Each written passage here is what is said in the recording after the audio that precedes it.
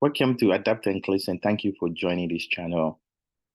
Let's do some questions on endocrine, but we're going to do it in the form of prioritization. So let's take a look at it and see how they can trick you, but stay focused on what you know. And so this is what we have. A nurse is taking care of 5 patients. Which of the following need immediate action? So select all that apply.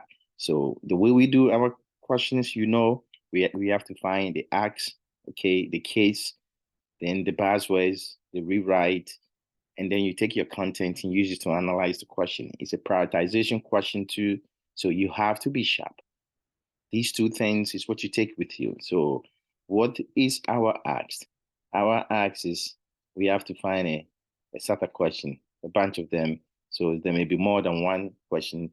And our ask is the last portion of the question. Which of the following need immediate action? Something need to be done right away. And then she's taking care of 5 patients. So she's taking care of 5 patients. We need to do something.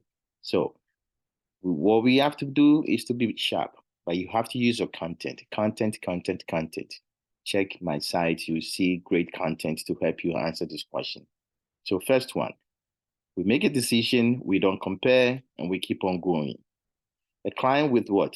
DKA, an initial order of D5W, 0.45% normal saline.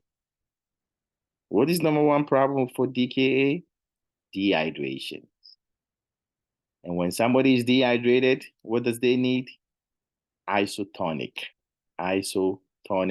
fluid. D5W is not an isotonic fluid. In addition to 0.45, it's still not. At the same time, for a patient with DKA, the number one treatment, initial treatment is IV fluid. Number 2, then you put them on their insulin. Number 3, you replaced their potassium.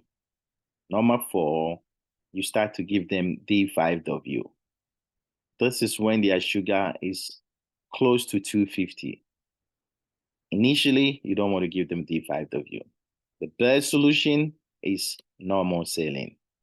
That is what is going to help, or lactate ringer. But normal saline is your best choice. So for this patient, we got to intervene. A client with SIADH prescribe desmopressin. What is the problem with SIADH? Well, they have too much of ADH. And what are they doing? They're absorbing all the fluid, and they're getting fluid overloaded, okay? When they get fluid overloaded, they become hyponatremic. The treatment is to prevent them becoming too much hyponatremic. So you prevent them drinking fluid, you restrict them, okay, and you give them 3 to 5% normal saline. But then you can block the ADH using demicycline or the Vaptans, those medication with the last name Vaptans. They have last name VAPTAN. Desmopressin is a form of ADH. Therefore, this is a problem. We're giving them more ADH. Therefore, we got to intervene. A client with Addison disease on spironolactone during medication reconciliation. What is Addison disease? Lack of steroid. If there's no steroid or aldosterone, your potassium is high. So they have hyperkalemia. Spironolactone is potassium sparing. You see what I did with these questions, trying to let you keep on holding on to your key facts and you don't forget.